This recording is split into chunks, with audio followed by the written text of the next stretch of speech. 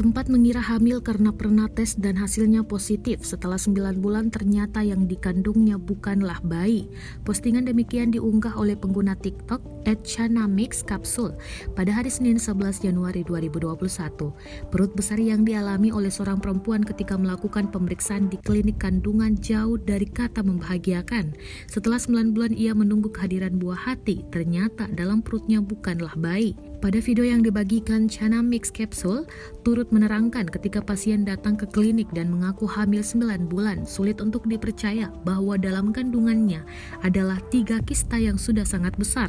Setelah dilakukan scan, yang terlihat bukanlah kembar bayi, melainkan 3 kista yang cukup besar dalam perut pasien. Awalnya pasien mengira perutnya membesar karena mengandung anak.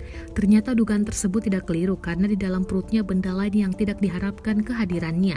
Pasien mengira ia hamil karena sebelumnya melakukan tes pack dan hasilnya positif hamil. Dengan hasil demikian, ia yakin dirinya hamil dan tidak melakukan pemeriksaan pada ahli kandungan. Pada kesempatan itu pula, pengguna akun TikTok tersebut turut menjelaskan agar tidak bisa yakin dengan hasil tes pack tanpa melakukan pemeriksaan pada yang ahlinya.